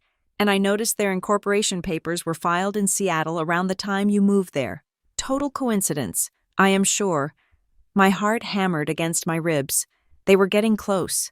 They were connecting the dots. If they found out I owned Kestrel before I officially terminated the contract, they would try to file an emergency injunction. They would claim I was acting in bad faith. They would try to seize the software code as family intellectual property, since I had technically started developing it while living under their roof years ago. "Seattle is a big city, Arthur," I said. "And Kestrel never heard of them, but I have to go. I have a therapy appointment." I hung up. I didn't have a therapy appointment. I had a war to fight. I dressed in a sharp charcoal suit and drove to the Kestrel office. I entered through the back service elevator, bypassing the main lobby. Elliot Price and Marianne Cole were already in the conference room. The mood was somber. The table was covered in documents. "They are digging," I said as I walked in. "Arthur Vance just called me. He is asking about Kestrel." Marianne nodded, her face grim. "I expected that. Graham is arrogant, but he is not stupid. He knows you threatened him with something real. He is looking for the gun." "We need to move fast," Elliot said. He pulled up a projection on the glass wall. It was a timeline. "The termination notice is drafted," Elliot said. "Based on the change of control clause, we are notifying them that Kestrel is exercising its right to end the partnership due to the transition of leadership to Trevor Sloan. We are citing lack of operational experience and strategic misalignment as the risk factors." "It sounds cold," I said. "It is business," Elliot corrected. "If we make it emotional, they win. Oh, if we make it about risk, we win." "What is the fallout?" I asked. "Be honest, Elliot. If we pull the plug on Monday, what happens to Hamilton Utility?" Elliot adjusted his glasses. "We have run the simulations. Kestrel handles 80% of their real-time logistics. We route their trucks. We manage their inventory. We balance their grid loads. If we turn that off, they revert to manual systems." He pointed to a red line on the chart. "Day 1 confusion. Drivers won't have optimized routes. Delays of 2 to 3 hours per delivery. Day 10 inventory shortages. They will lose track of spare parts. Maintenance will lag. Day 30, critical failure. Without our load balancing algorithms, their grid stability will wobble. They will have brownouts. Their customers will riot." 60 to 90 days, Elliot concluded. "That is how long they have before the company becomes operationally insolvent, unless they can build a replacement system from scratch, which would take 2 years. I looked at the red line. It was a death sentence for the company I had grown up around. "I don't want to destroy the workers," I said. "The linemen, the drivers, the support staff, they didn't do anything to me." "We can offer a transition period," Marianne suggested. "We give them 30 days to migrate their data. We offer to license a stripped-down version of the software for a hefty fee, just to keep the lights on. It makes you look reasonable to the court if they sue." "Do it," I said. "But the full service, the optimization engine that gets turned off." "There is one more thing," Marianne said. She slid a thick binder toward me. "If they figure out you are Kestrel, they will sue you personally. They will come after the intellectual property. They will claim you stole trade secrets from Graham to build it." "I built it in a basement on my own time," I said. "Doesn't matter," Marianne said. "They will bury you in discovery for 5 years. We need to move the asset." She opened the binder. "I have set up a new holding company," she explained. "It is registered in an offshore jurisdiction that does not recognize U.S. civil subpoenas easily. We are going to sell the core Kestrel code and IP to this new entity today. Kestrel Operations Group, the U.S. company, will just be a licensee. If Graham sues Kestrel, he sues an empty box. The actual technology will be out of his reach." "Do it," I said again. I spent the next 3 hours signing papers. My hand cramped, but I didn't stop. With every signature, I was building a wall between my creation and the vultures who wanted to devour it. When the legal work was done, I sat alone in my office. The city outside was dark. I had one last thing to write. I pulled a blank sheet of heavy stationery from my drawer. I took out a pen. I needed to write to Graham, not a legal notice, not a press release, a letter. I started writing. "Dear Dad, you were right. I am uneducated." I stopped. I crumpled the paper and threw it in the bin. Too angry. I started again. "Graham, you think you can bully me? Trash. Too emotional." I wrote 7 drafts. I wrote until the anger that had been burning in my chest for 15 years distilled into something cold and clear. I removed the hurt. I removed the little girl who wanted to be loved. I left only the CEO who was closing a bad deal. The final draft was short. To Graham Hamilton, for 15 years. You told me that my value was zero. You told the world I was a burden. You built your empire on the belief that you were the strong one, and I was the weak one. You were wrong. Enclosed is the formal notice of termination for the services Kestrel Operations Group provides to Hamilton Utility, as the owner and founder of Kestrel. I find the new leadership under Trevor Sloan to be an unacceptable risk. You did not just lose a vendor today. You lost the daughter who was secretly keeping your company alive. Do not contact me. Do not come to my home. My lawyer will handle the transition. You wanted me out of the family. Consider this my final agreement. Nora Hamilton. I read it over. It was brutal in its simplicity. I folded the paper. I didn't sign it, love. I didn't sign it, your daughter. I put the letter in a large envelope. I placed the formal legal termination notice on top of it. I sealed it. Elliot, I called out. He appeared in the doorway. Send this by courier, I said. Priority overnight. It needs to land on Graham's desk at 9 o'clock Monday morning. Elliot took the envelope. He looked at the weight of it. Are you ready for this? No, I said honestly. But I am doing it anyway. What are you going to do now? He asked. I am going to disappear, I said. I picked up my phone. I went to the settings. I turned off notifications. I turned on Do Not Disturb. Then, I powered it down completely. I walked out of the office. The rain had stopped. The air was crisp. For the next 48 hours, the world would think I was hiding, crying in my room. They would spin their stories about crazy Nora. But Monday was coming, and on Monday, the narrative would shatter. I got into my car and drove home. I didn't turn on the radio. I drove in silence, listening to the hum of the engine, counting down the seconds. Tick, tick, tick. They had written a tragedy about me. I was about to rewrite it as a thriller, and the twist was waiting in a courier van, heading south on Interstate 5.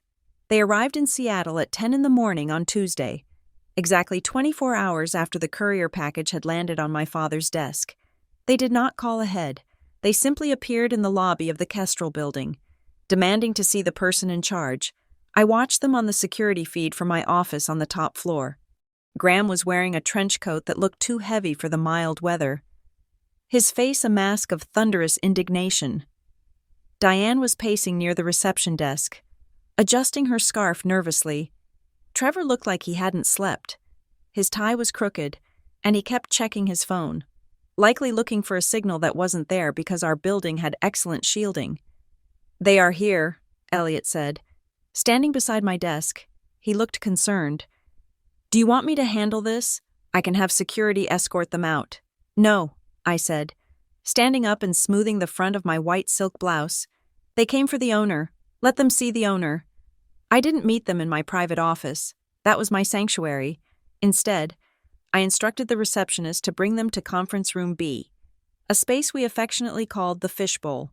It was a glass-walled cube in the center of the open-plan floor. Everyone in the office, the analysts, the engineers, the support staff could see inside, but the glass was soundproof. It was a strategic choice. Graham and Trevor were bullies, and bullies thrive on intimidation, but they were also cowards who cared deeply about public perception. By putting them in a glass box surrounded by 50 witnesses, I stripped them of their ability to scream, throw things, or physically intimidate me without making a spectacle of themselves. I waited 5 minutes. Let them sit. Let them stew. Let them feel the discomfort of waiting for the uneducated daughter. When I finally walked toward the conference room, the hum of the office died down. My employees knew something was happening. They saw the tension. I caught the eye of my lead engineer and gave a small nod. He nodded back. They were my army, and they were watching. I opened the glass door and stepped inside. The air in the room was thick with aggression. Graham was standing at the head of the table, his hands gripping the back of a leather chair. Diane was seated, clutching her handbag. Trevor was leaning against the wall, his arms crossed, vibrating with manic energy. "This is insane!" Trevor blurted out the moment the door clicked shut behind me. He didn't say hello. He didn't ask how I was. You are Kestrel. I walked to the other end of the table and placed a single thin file folder on the polished wood. I didn't sit down. "Good morning. Graham? Diane? Trevor?" I said. My voice was calm. The voice of a woman conducting a quarterly review. "Is this a joke?" Graham demanded. His face was flushed a dangerous shade of purple. "I get a letter saying our contract is terminated because of risk, and I fly up here to find out my vendor is my own daughter playing dress-up. It is not a game, Graham," I said, "and I am not playing. You own this." Trevor pushed off the wall and marched toward me. He stopped when he saw the cold look in my eyes. "That is impossible. You dropped out of college. You are a barista or a secretary or whatever. You don't have an engineering degree. You don't have an MBA. You can't possibly have built the Kestrel Protocol." I looked at him. He looked so small. The golden boy was tarnished. "You are confusing credentials with capability." "Trevor," I said softly, "you have a wall full of framed degrees that Dad bought for you, yet you do not know how to read a balance sheet without a tutor. I have no degree, but I wrote every line of code in the core engine that runs your fleet." I slid the file folder across the table toward him. "Open it." Trevor hesitated, then grabbed the folder. He ripped it open. Graham leaned over his shoulder. Inside were the incorporation papers, the patent filings for the algorithm, listed under my name, the tax returns for the last 5 years, showing revenue growth that would make Graham's eyes water. The chain of title was immaculate. "It is all there," I said. "I am the sole founder. I am the majority shareholder, and legally, I am the entity that just fired you." Graham stared at the documents. The bluster began to drain out of him, replaced by a dawning, horrifying realization. He looked up at me, and for the first time in my life, he didn't look at me like I was a child. He looked at me like I was a competitor. "Nora," Graham said. His voice changed. It shifted into the smooth, conciliatory tone he used when he was trying to close a deal he was losing. "Nora, look, things got heated at the party. We were all emotional. It was a big night." He walked around the table, extending his hands as if to embrace me. I took a step back. He stopped. "I am sorry," he said. "I am sorry if I hurt your feelings. I am sorry if I was harsh. But we are family. We can fix this. You have built something incredible here. Truly, I am proud of you. Now, let's sit down and discuss this termination notice. Obviously, we can't have that. We need to restructure the deal. Maybe give you a seat on the board. We can work this out." I watched him dance. It was pathetic. "That is not an apology, Graham," I said. "That is a negotiation." He froze. "You are not sorry you humiliated me." I continued. "You are sorry that the person you humiliated holds the keys to your kingdom. You are not proud of me. You are afraid of me. There is a difference." "Nora, please," Diane interjected. She stood up, her eyes wide and pleading. She reached across the table, her bracelets jingling. "Don't be like this. We are your family. We raised you. We put a roof over your head. You can't just destroy your brother's future because of a grudge. Think about the family name." I looked at Diane. I remembered the way she had looked through me for 15 years. I remembered the way she had forgotten my birthdays. "We share a last name, Diane," I said. "We do not share respect, and we certainly do not share a family. A family does not mock its children for sport. A family does not cut off a 19-year-old girl to buy a sports car." "We did that for Trevor," Diane cried. I don't care what he needed. I cut her off. My voice didn't rise, but it hardened. "I am not here to relitigate my childhood. I am here to discuss business." I pointed to the document in Trevor's hand. "The termination stands. Kestrel Operations Group is severing ties with Hamilton Utility Solutions effective immediately due to the change in executive leadership. Under the terms of our agreement, specifically Clause 14B, I have the right to protect my technology from incompetent management." "Incompetent?" Trevor squawked. "I am the CEO. You are a liability," I said. I have analyzed your strategic roadmap. Trevor, it is a disaster. You are cutting maintenance to boost short-term profits. You are over-leveraging the grid. If I leave my software in your hands, you will crash the system within 6 months, and my brand will be blamed for your failure. I won't allow that. Graham slammed his hand on the table. The glass rattled.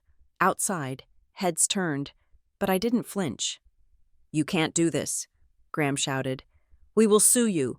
We will sue you for breach of contract. We will sue you for theft of intellectual property. I will bury you in court until you are penniless. You can try, I said. But my lawyers have already transferred the IP to a holding company that is beyond your reach. And as for the contract, it is ironclad. You signed it. Graham, you signed it 3 years ago without reading the fine print because you were too busy taking credit for the results. Graham's face went pale. He remembered. However, I said, shifting my stance, I am not you. I do not destroy people for pleasure. And I do not want the 2,000 employees of Hamilton Utility to lose their livelihoods because their leadership is inept. I pulled a second document from my portfolio and placed it on the table. This is a transition agreement, I said. I am offering you a 30-day grace period. We will keep the basic routing and inventory systems online for 1 month. That gives you time to migrate your data to a new provider or go back to manual spreadsheets. It is enough time to save the jobs of your drivers and linemen. Graham looked at the document. 30 days. That is nothing. We need a year to build a new system. You have 30 days, I said. Take it or leave it. If you don't sign this now, the servers go dark at noon today. You are ungrateful, Graham hissed. I will cut you out of the will. I will make sure you never see a dime of my money. You will be dead to this family. I almost laughed. It was the only card he had left, and it was a joker. You have been threatening me with that money since I was 6 years old, I said. You think money is the only thing that binds people together. But here's the news. Graham, I have my own money. I have my own company. And unlike you, I built mine without stepping on anyone's neck.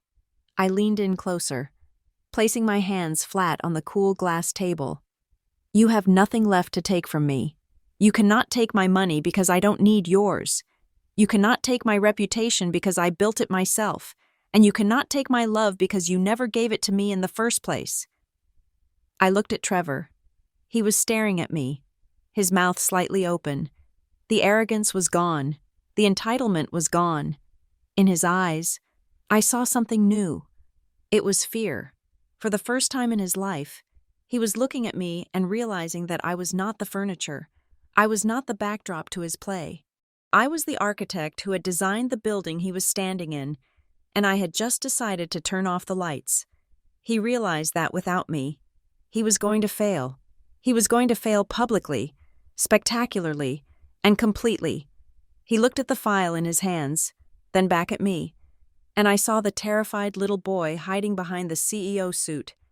Sign the transition agreement, I told them, and then get out of my office. I have work to do. Graham snatched the pen. His hand shook as he signed the paper. He didn't look at me. He couldn't. The shame was too great. He threw the pen down. Let's go, he muttered to Diane and Trevor. They walked out. Diane tried to muster a glare, but it faltered. Trevor looked like he was walking to the gallows. I stood in the glass room and watched them leave. I watched them walk past my employees, past the reception desk, and out the double doors. When the elevator doors closed, I didn't feel triumphant. I didn't feel happy. I felt light. It was the lightness of a burden finally being set down, the heavy coat of their expectations, their judgment, their cruelty. I had taken it off and left it on the floor. I turned around and looked at my team outside the glass. They were pretending to work, but I knew they were with me. Elliot, I said, stepping out of the room. Yes, Nora. Initiate the 30-day countdown, I said, and then bring me the expansion plans for the East Coast market. We are going to need more servers. I walked back to my office, my heels clicking on the floor, a sound that was distinct, rhythmic, and entirely my own. I was Nora Hamilton, And for the first time, that name belonged to me, and no one else. If I thought the meeting in the glass room would be the end of the war, I was naive. It was merely the end of the diplomatic phase. The moment Graham and Trevor walked out of my building, they stopped pretending to be family and started acting like a cornered cartel. The attacks began 48 hours later. They did not come with shouting or banging on doors. They came in the form of expensive stationery delivered by courier. A law firm in New York, known for its aggressive litigation tactics and exorbitant retainers, sent a cease and desist order. They claimed Kestrel Operations Group was built on misappropriated proprietary knowledge, obtained during my time living in the Hamilton household. It was a ridiculous claim. I had built Kestrel's code 5 years after leaving their house, using open-source libraries and my own architecture, but the point of the lawsuit was not to win, it was to bleed me. They wanted to tie up my capital in legal fees and freeze my operations with injunctions. Then came the poaching attempts. Elliot walked into my office on Thursday morning, holding a printout of an email. He looked amused. "Headhunters," he said, sliding the paper across my desk. "Acting on behalf of an undisclosed utility client. They are offering double the market rate for a chief operations officer." I read the email. It was clumsy. They were trying to buy the people who knew how the system worked. "They contacted the lead engineer too," Elliot noted, offering a signing bonus of $50,000. "Did anyone bite?" I asked, though I already knew the answer. "No," Elliot said. The engineer framed the email. He said he would rather work for a serious company than a circus. Trevor was getting desperate. He knew the 30-day transition clock was ticking. Every second that passed was a second closer to his operational blackout. On Friday night, the desperation turned into something criminal. I was working late, monitoring the server logs.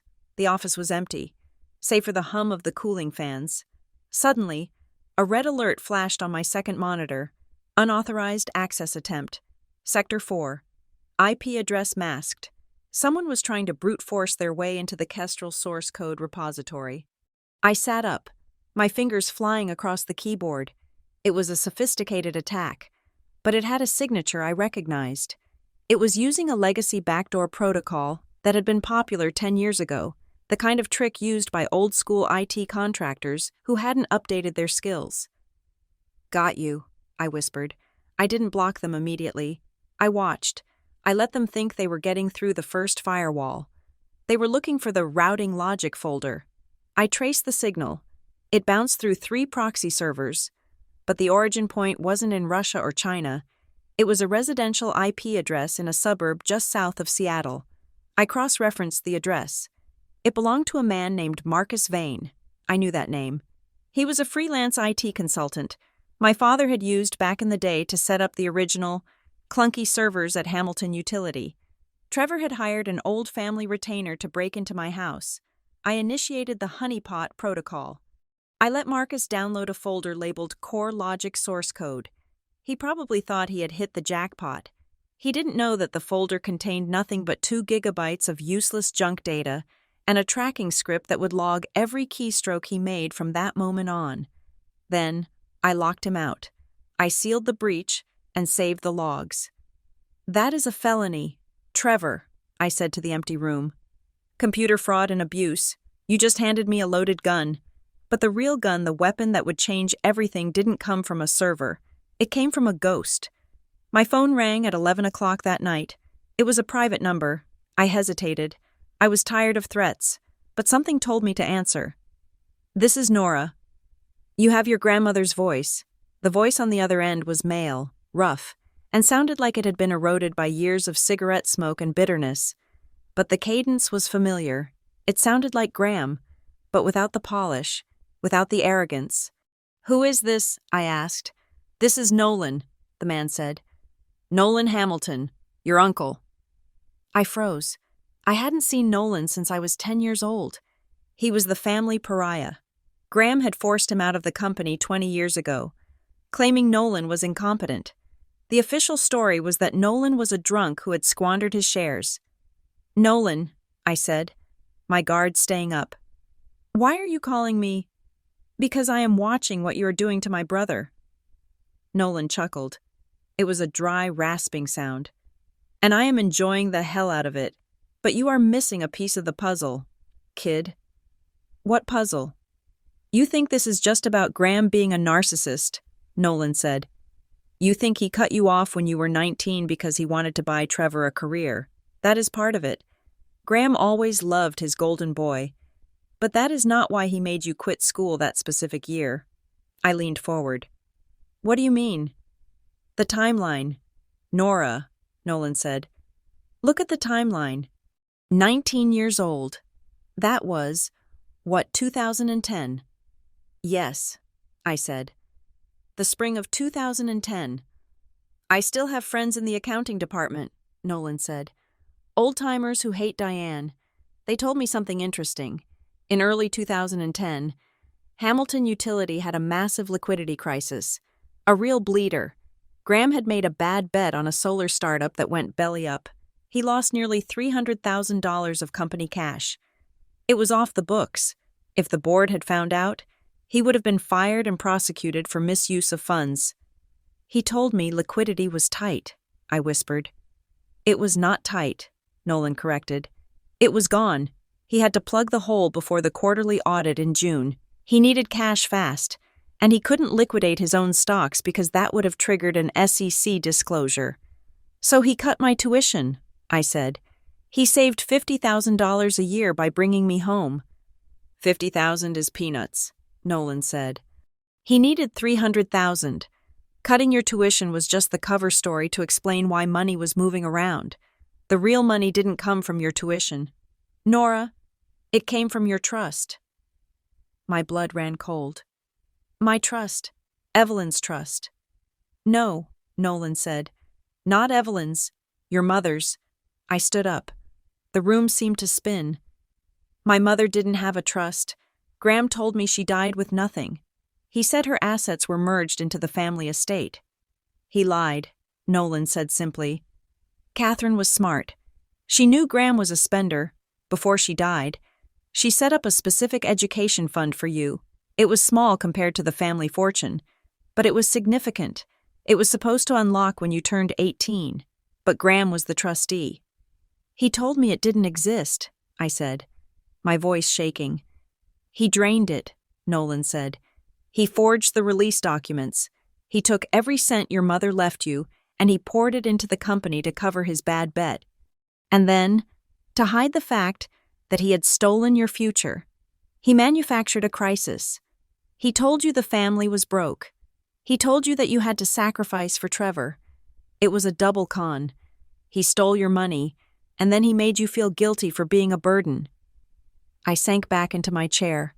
The cruelty of it was breathtaking. It wasn't just favoritism, it was theft. How do you know this? I asked. Because I have the audit trail. Nolan said. I have been collecting dirt on Graham for 20 years, waiting for someone with the guts to use it. Check your email. Nora. I opened my inbox.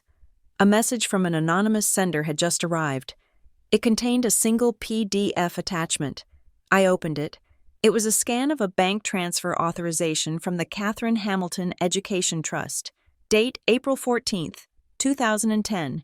Amount $285,000. Recipient Hamilton Utility Solutions Operating Account.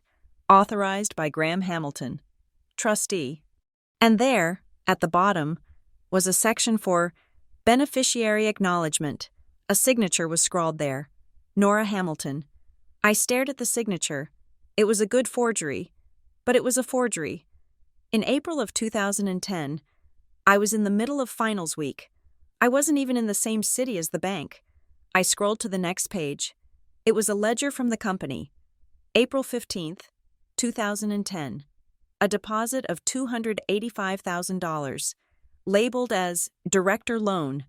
He had stolen my money, loaned it to his own company, and then claimed credit for saving the business and to cover his tracks. He had pulled me out of school so I wouldn't ask questions about where the tuition checks were coming from. Oh my God, I whispered. He didn't just break your heart, kid, Nolan said on the phone. He committed wire fraud, embezzlement, and forgery. And Trevor, he benefited from it. his leadership program in Switzerland the next year. That was paid for with the interest from the company saving itself with your money. Does Trevor know? I asked. Trevor is too stupid to know the mechanics, Nolan said. But Diane knows. She signed the witness line on the transfer. Look closely. I looked. There it was. Diane Hamilton. Rage. Hot and white. Flooded my veins. It was different from the cold anger I had felt before. This was the rage of justice denied. They had lived in luxury, driven sports cars, and thrown parties, all while I scraped together change for ramen, believing I was the one who wasn't good enough. Thank you, Nolan, I said. Don't thank me. Nolan grunted. Just bury him. The line went dead. I sat in the silence for a long time. The screen glowed in front of me. The evidence was undeniable. I could leak this. I could send it to the gossip blogs. It would be a scandal. It would humiliate them. But scandal fades. People forget. I didn't want a scandal. I wanted consequences. I picked up my phone and called Marianne. It was past midnight, but she answered on the second ring. Nora, I need you to come to the office, I said, and bring a forensic accountant. It is midnight, Marianne said. What happened? I found the body, I said grimly. Or rather, I found the weapon. We worked through the night, Marianne, Elliot, and a forensic accountant named Sarah, whom Marianne trusted with her life. We cross-referenced Nolan's documents with the public filings of Hamilton Utility and the personal financial data I had gathered in my truth file. The picture that emerged was damning. Graham had treated the family trust and the company accounts as his personal piggy bank. The theft of my education fund was just the tip of the iceberg. But it was the sloppiest part. It was the loose thread that unraveled the whole sweater. By 6 a.m, the sun was rising over Seattle, casting a pale pink light on the table covered in paper. Marianne took off her glasses and rubbed her eyes. She looked at the timeline we had constructed on the whiteboard. This is not just a civil lawsuit, Marianne said. Her voice was quiet, heavy with the gravity of what we were looking at. This is criminal. Forging a beneficiary's signature on a trust document is a felony. Wire fraud is a felony. And since he used the mail to send the statements, it is mail fraud too. And Trevor? I asked. He is the CEO now. He signed off on the current financials. If Trevor signed the Sarbanes-Oxley certification for this quarter without disclosing the historical irregularities, which he definitely did, because he doesn't know about them, he is liable for securities fraud. Marianne said, Ignorance is not a defense for a CEO. She looked at me. Nora, you have a choice. We can use this to force a settlement. We can make them pay you back the $200,000 with interest and damages. You could walk away with a few million and an apology. I don't want their money, I said. I have my own. Then what do you want? Elliot asked. I looked at the forged signature on the screen. I looked at the name Nora Hamilton, scrawled by my father's hand, a symbol of his total ownership over my life. I want the truth, I said. I want it on the record. If we file this with the SEC and the state attorney general, Marianne said, it is the nuclear option. Hamilton Utility will be investigated. The stock will crash. The board will be forced to fire Graham and Trevor. Graham could go to prison. Trevor will be blacklisted from running a public company forever. She paused, letting the weight of it settle. If you publish this, you aren't just taking away their company. You are taking away their freedom. You are ending the Hamilton legacy permanently. I walked to the window. I looked out at the city waking up. I thought about the 19-year-old girl crying in her car, driving away from the only home she knew, believing she was worthless. I thought about the years of scraping, of hiding, of being small. They had not shown me mercy. They had not hesitated to destroy me to save themselves. I turned back to Marianne. They built their castle on my back, I said. I am just standing up. Is that a yes? Marianne asked. Draft the complaint, I said. But we don't send it to the press. We send it to the board of directors of Hamilton Utility, and we copy the independent auditor. Why the board? Elliot asked. Why not the police? Because, I said, a cold smile touching my lips. I want Trevor to be the one who has to explain it to the police. I want the board to realize that their new CEO is sitting on a throne of fraud. Let them eat each other. Marianne nodded. She began to pack the files.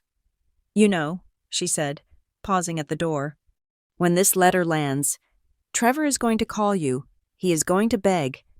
Let him call, I said. And Graham? She asked. He won't beg. He will come for you. He can try, I said. But he forgot one thing. What is that? I am the one who controls the locks now. Marianne zipped up her bag. She looked at me with a mixture of fear and admiration. If you do this, Nora, if you send this package to the board, the thing that collapses won't just be their reputation. It will be the very chair Trevor is sitting on. You are not just firing them. You are evicting them from their own lives. Send it, I said. The boardroom of Hamilton Utility Solutions was on the top floor, a sanctuary of glass and steel that offered a panoramic view of the city I had conquered from a basement. It was Monday morning. The emergency meeting had been called for 9 o'clock. I did not have an invitation. I did not need one. I arrived at 8:55. I was wearing a white suit, sharp and immaculate, a stark contrast to the gray storm clouds gathering outside. Marianne walked beside me, carrying a leather briefcase that contained the end of the Hamilton dynasty. We walked past the executive assistant, a woman named Brenda who had known me since I was a child. She looked up, her eyes widening. Nora, she stammered, you can't go in there. It is a closed session. It is okay. Brenda, I said gently. They are expecting me. They just don't know it yet. I pushed open the double mahogany doors. The conversation inside died instantly. The room was crowded. 12 board members sat around the oval table. Graham was at the head, looking haggard, his skin gray and pasty. Trevor sat to his right, sweating through his shirt, gesturing wildly at a projection screen that showed a graph of plummeting efficiency metrics. Diane was in the corner, trying to look invisible. The market is volatile, Trevor was shouting. This vendor, this Kestrel group, they are being unreasonable. They are holding us hostage. I stepped into the room. The click of the door closing behind me was like a gunshot. We are not holding you hostage, Trevor, I said. We are simply refusing to let you drive the car off a cliff. Every head turned. Graham stood up, his chair scraping loudly against the floor. Get out, Graham roared. Security, who let her in here? This is a private board meeting. Sit down, Graham, I said. My voice was not loud, but it had the weight of absolute authority. I said get out, he screamed, pointing a shaking finger at the door. You are not a shareholder, you are not an employee, you are nothing.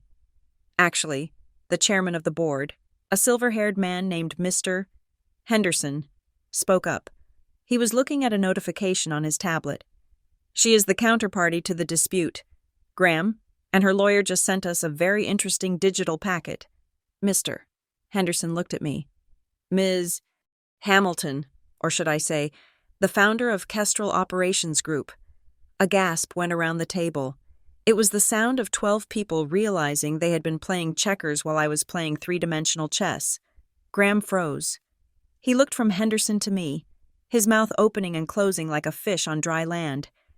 That is a lie, Trevor sputtered. She dropped out of college. She doesn't know how to code. She is just the face. I am the code, I said, walking to the foot of the table. I wrote the kernel of the Kestrel protocol in 2012. I built the optimization engine that saved this company $4 million last year, and I am the one who decided that your leadership is a fatal risk to my software. I placed my hands on the table. I requested 5 minutes to explain why I terminated the contract. You have two choices. You can listen to me, or you can let the servers go dark at noon. You have 3 hours. Mr. Henderson nodded. You have the floor, Ms. Hamilton. Thank you, I said. I looked at Graham. He sank back into his chair, looking smaller than I had ever seen him. You are being told that this is a market problem, I told the board. You are being told that Kestrel is a hostile vendor. The truth is simpler. I terminated the contract because Hamilton Utility is currently being run by a CEO who is not only incompetent, but is also the beneficiary of a decade-long fraud. Fraud? Diane shrieked from the corner. How dare you? Marianne, I said. Marianne stepped forward and opened the briefcase. She began to distribute thick dossiers to every board member. Tab 1, I instructed. The board members opened the files. The sound of rustling paper filled the room. You will see a series of bank transfers dated from 2010, I said. These transfers moved $285,000 from the Catherine Hamilton Education Trust, a private fund left by my late mother, into the operating accounts of this company. I watched Mr. Henderson's face turn pale. He was an accountant by trade. He knew exactly what he was looking at. The signature authorizing the release of these funds belongs to the trustee, Graham Hamilton, I continued. The signature acknowledging receipt belongs to the beneficiary, Nora Hamilton, except I never signed it. I was 19 years old, and I was being told we were bankrupt. I was pulled out of college to save money, while my father stole my inheritance to cover a $300,000 loss he hid from this very board. This is preposterous, Graham shouted. She is lying. She is mentally unstable. You saw her at the party. The forensic analysis is in tab 2, I said calmly. It confirms the signature is a forgery. It also confirms that the funds were booked as a director loan, which was then repaid not to me, but to a discretionary fund used to pay for Trevor's education in Switzerland. I turned my eyes to Trevor. You are sitting in that chair, Trevor, because our father stole my future to buy yours. The room was deadly silent. The board members were looking at Graham with expressions of horror and disgust. In the corporate world, losing money is a sin, but embezzlement is a death sentence. It was Diane, Graham suddenly blurted out. He pointed a trembling hand at his wife. She made me do it. She said we needed the money for Trevor. I didn't want to. She pressured me. Diane stood up, her face a mask of shock. You coward. You told me it was legal. You told me you had Nora's permission. And Trevor, Graham continued, sweat pouring down his face. Trevor knew. He saw the statements. I didn't know anything, Trevor yelled, backing away from his father. Don't drag me into this. I watched them turn on each other. It was a shark tank, and the blood was finally in the water. They were tearing each other apart to survive. Silence. Mister? Henderson slammed his hand on the table. He looked at me. Miss Hamilton, this is grave. If this is true, it is a matter for the authorities. But right now, we have an operational crisis. If Kestrel walks away, this company collapses. You know that. I do, I said. So what is your endgame? Henderson asked. Are you here to burn it down? No, I said. I am here to offer a lifeline, but it comes with conditions. I signaled to Marianne. She handed out a second document. This is a licensing agreement, I said.